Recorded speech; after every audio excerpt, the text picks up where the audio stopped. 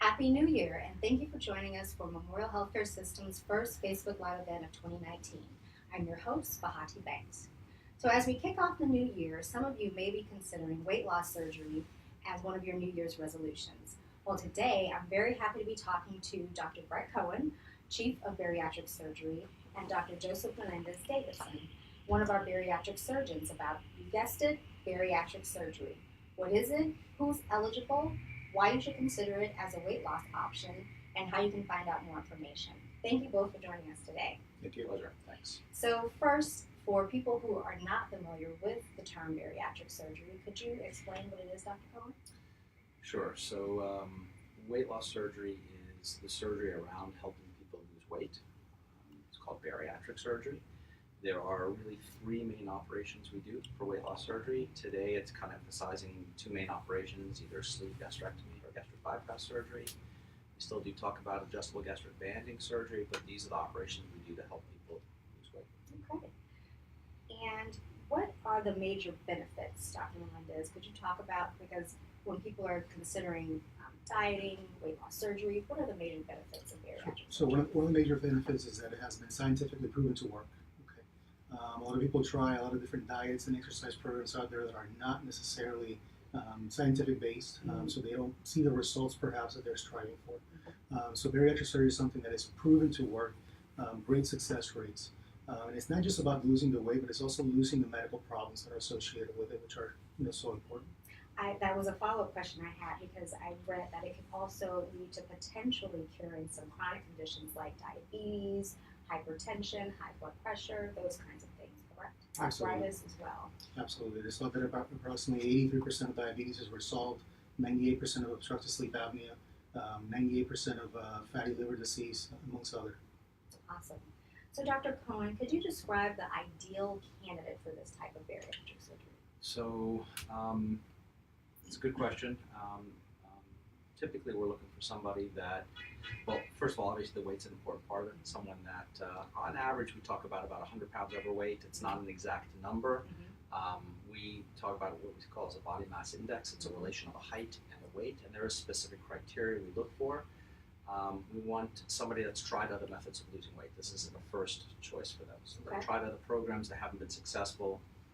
Along with excess weight comes some other medical issues Dr. Melendez was talking about. So it's not just the weight, that's the problems, the other comorbidities or the medical problems that go with it.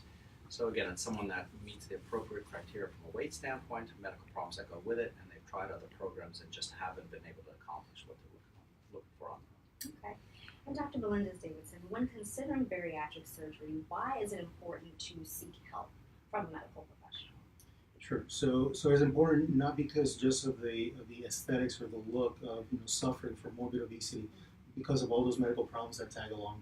A lot of people sometimes they're very young and they have not seen these medical problems yet, but they're just knocking at the door. So, for example, somebody who suffers from morbid obesity and is in their 20s, unlikely they're going to have a lot of the medical problems that they will have when they reach their 50s and 60s. So it's much better to deal with that and prevent those medical problems when they're in their 20s, rather than having to wait at 50s, 60s, 70s, and then dealing with all the complications. So that's what's important. So not just to seek help, but to seek help early on in the progress. There is a lot of voodoo or a lot of stigma about obesity, and thankfully that has been changing a little bit, throughout the past couple of years. And we put a lot of efforts into that, into changing that perception that obesity is not necessarily the fault of the patient. It's a medical disease, it's a disorder that is multifactorial. So there are different ways that we can actually provide help to these patients and prevent them from suffering any further. Quick question about going back to the ideal candidate. Is there an age restriction? I'm imagining there may be an increased population of young people who may be seeking this type of procedure. So traditionally there has been an age cutoff at the younger side. Older side, not so much. Surgery is always about a risk-benefit ratio. Of course, as we get a little older, risks may get greater. But these operations are all done minimally invasive. We do it through small incisions, which makes the risks very, very low. So the age cutoff at the top, there's no number. Depends on the individual. For the younger patients, the age cutoff had typically been 18. We actually are now launching and have started our Adolescent weight loss surgery program, which is a new entity for the community. We're looking for individuals between the age of 15 and 17. on a very selective basis. Again, very similar to what Dr. Melendez was talking about, patients that have been significantly overweight, have tried other programs, they're already developing some of these comorbidities and medical problems at a very young age. And we know that it's the vast majority, as much as 50 or 60% of obese adolescents will become obese adults, and trying to help prevent that is what we're looking at. So we actually have a much younger age cutoff at this point. Okay. And we do that through Joe DiMaggio. So good information to share with parents. So Dr. Melendez-Davidson, could you explain you mentioned earlier there are 3 different types of procedures. Could you explain just a little more detail about those procedures, and if you could talk about if it's inpatient versus outpatient, how invasive are these procedures, Sure. and what the recovery time? Absolutely. So there's 3 or 4 different surgical procedures out there. I'll start essentially from the least invasive of the procedures, which would be intragastric balloon placement. It's a non-surgical approach. It's actually an endoscopy that's done, and it deploys a balloon. Depending on the brand, it's the size of the balloon, but what it does is it occupies space inside of the stomach. That way the patient kind of feels full as they're going along. The second procedure that was very popular in the late 90s and early 2000s and is losing some of its popularity because of certain issues is the adjustable gastric band. That is a foreign body object that gets placed at the top of the stomach and essentially divides the stomach in a smaller pouch and a larger pouch. And that way food meets some restriction and doesn't flow through as fast as it otherwise should. So it gives the patient the sensation of being full a little bit quicker. The third procedure, which is up to not too long ago was considered the gold standard of weight loss surgery, is the Roux-en-Y gastric bypass. So a lot of people out there that you may know at home or friends actually have the gastric bypass. This is a procedure that is both restrictive and malabsorptive. What we end up doing is, again, with the small little incisions, we create a small stomach at the top, and then we disconnect the intestines and then rearrange them so that way the patient, when they eat, it only goes through part of their intestines so they don't absorb all the food. Now, the new stomach is small enough that they'll actually feel full pretty quick. Now, most of our patients, especially ones that are watching today, might be interested in something like a sleeve gastrectomy, which was one of the newer procedures. A lot of people think that it's new. It's really not new. It's been around for about 22, 24 years already. So there's plenty of really good evidence out there that this is really the best surgery out there available as of right now for most of our patients. Again, with the small incisions, we end up reducing the size, contouring, and changing the shape of the stomach by 80%. So instead of going from a football-sized shaped stomach, we go to a banana-sized shaped stomach. That allows a couple of things to happen. Number one, it's a smaller stomach, so less food fits there. You get fuller quicker. And then second, the area that we remove is thought to produce a hormone called ghrelin. And that's that pesky little voice that we have telling us, oh, that piece of pie looks really good. Go out there, eat it. Doesn't matter. You're not full. And if we remove that, it's like hitting the volume button of the voice. So that way, there's less anxiety about food. There's less stress. And in my opinion, when there's less stress, there's less cortisol in the body. So our insulin levels get a little bit of better regulation, and our metabolisms are able to flourish again. We're able to lose weight. So it controls the amount of food that actually fits in your stomach and also speeds up your metabolism, in my opinion. Again, it's an excellent surgery. So all of these surgeries, correct me if I'm wrong, are minimally invasive? Yeah, we do them all through with small incisions. Okay, all right. And if you want to actually look at some of these surgeries, we actually have some videos available on our bariatric surgery website. They're kind of graphic, but they do give you a good idea of what those surgeries actually look like. So after someone's had bariatric surgery, are there nutritional support services or additional support services that the program offers? So it's not just after the operation. As a formal weight loss surgery program, we have a group of bariatric trained dietitians that work with our patients, work with them before surgery, looking at their diets beforehand, what they're doing wrong, helping to make some of those corrections, helping getting them ready for surgery, and then absolutely there's follow-up after surgery and kind of putting into effect those recommendations and those changes. You can prepare someone as much as you want beforehand, if not quite the same as doing it afterwards. And so there's always kind of follow-up with the bariatric nutritionists. And so there's a significant amount of nutritional support. And which memorial facilities offer bariatric surgery? So, when we first started the program, we started at Memorial Regional. The program was growing pretty quickly, and we expanded to Memorial Pembroke, and we added Memorial West as part of the program as little as 2-3 years ago now. So we are a system-wide program. We do the majority of the east side operations at Memorial Pembroke, still do a fair amount of Memorial Regional, and then West has a growing program as well. And there's an additional consultation office in Boca Raton, as well as a new office that's going to be starting at Memorial Hospital Pembroke on March 4th. Yeah, we are opening our system-wide bariatric office in the beginning of March, where all of our services will be in the same place. So it's kind of a one facility for everybody to come to and get all the services. And Dr. Melendez is actually starting to see patients in Boca as well. Wonderful, wonderful. Is financing available? So we do have financing.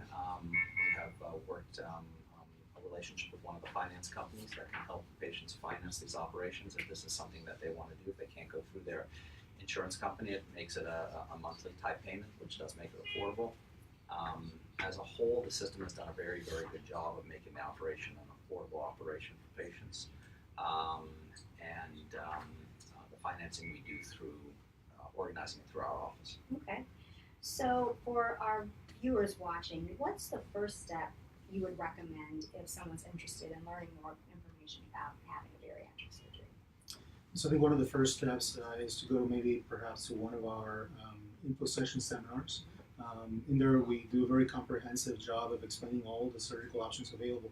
We also give them a little bit of the theories behind obesity and letting people know that the stigma that is out there is a false stigma and what has happened. And folks sometimes just get the bad impression that obesity is as easy as calories in versus calories out. So amount of food that they eat versus what they exercise. And throughout those seminars, we give a little bit of information that it's not really that simple. So the first step I think is going to one of our seminars, or perhaps really making an appointment to see one of us where we'll discuss the same type of information with them in the office. And for more information, you can call the office at 954-276-1400, or you can also register for those seminars online. They're monthly seminars, and you can find those at nhs.net/weight loss. We actually have a question from the audience. So Maria is asking about the nutritional program. Do you have a nutritional program to help with the process, or does one have to find someone on their own? So as we mentioned before, we absolutely have a group of bariatric dietitians that are part of our program.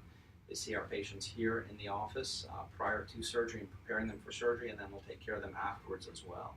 So we absolutely have a dietary component to our program that's very inherent to it, and it's a very important part of the program that all of our patients go through. And the great thing is that they have a lot of experience with the actual bariatric population. I don't like to necessarily think that any two different nutritions are necessarily give the same information. So ours are very focused on bariatric surgery alone, so I think that just gives them an edge over perhaps some of the other nutritions. And there's also a support group for those folks who've actually gone through bariatric surgery as well, correct? So we do have support groups that run once or twice a month, every month. And again, it's not just for patients that have had the surgery. We invite people that are thinking about having the operation to come, talk to patients that have been through it, get a better idea of what it's like, the changes to expect, and our support groups are open to anybody in the community. You don't have to have had surgery in our program. Somebody has had surgery somewhere else and wants to come and share their experience, we invite that. Awesome. Is there anything else you'd like to add? Yeah, one of the things is that a lot of people think, or they have a perception of what a support group is. They think that it's a group to sit around in a circle, hold hands, and sing kumbaya. And that's not what we strive for. We're actually strive for getting patients in and coming into these support groups, because it has been shown that people who go to support groups are more successful than the ones who don't. So we're trying to make these as interactive as possible. We're bringing in other health professionals, perhaps chefs, and trying to start teaching people how to cook a little bit healthier. I've known of also several trips that we've done to supermarkets to teach people buy this, not that. So we do try to have these support groups as interactive as possible. And then the camaraderie that happens between patients is just for encouragement and further support as they go along. So a really holistic approach to weight loss. So we teach patients that the surgery is an important part of the process, but it's one piece. There's multiple other pieces to this puzzle that helps them lose weight. The support group is an important part of it. The nutrition is an important part of it. Follow-up in the office is an important part of it. Their primary care physicians, changing the medications. This is a whole group effort to help them have success with it. Anything else you'd like to add before we end today's Facebook Live? I think that this program through Memorial has grown quite a bit over the last several years. It's a testament to the effort that's put into helping take care of this community, taking care of the patients. I think that one of the questions that you brought about patients asking for help is an important part of it. Dr. Melendez touched on it, that reaching out for help is not an easy thing for people to do, and these operations are not a quick fix. It's to help people to be able to do things that they've struggled to do in the past. We look at the medical weight loss programs that are out there. Most people have tried most of these programs before they consider surgery, and it's the vast majority of people that try medical weight loss programs don't have long-term success. And so taking that step and asking for help shouldn't be a hurdle for people, and that's what we're here for. Wonderful. Thank you both so much Thank you. for joining Pleasure. us. Thank you. Oh, we do have actually another question. We do. Dominique from Facebook is asking, how much do you think genetics plays a role in the obesity epidemic America is currently experiencing? So no question that it is multifactorial, that genetics do play a huge role. Do we have a specific number that I can tell you exactly as 50 versus 40%? Unfortunately, those numbers are not out there. But we do believe that genetics by themselves just predispose you to suffering from obesity. But there are definitely ways that we can get you off that bandwagon in trying to get the genetics to one side.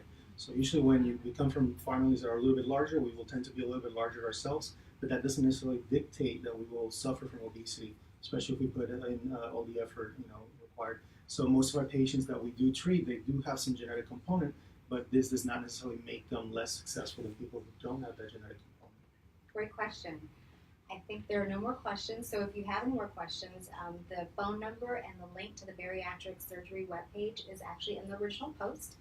But again, if you have questions or you want to register for any of those monthly seminars, the number is, again, 954-276-1400, or you can visit us on nhs.net/weight loss. Thank you both again for joining us. Thank you. Thank you. Happy New Year. Happy New Year.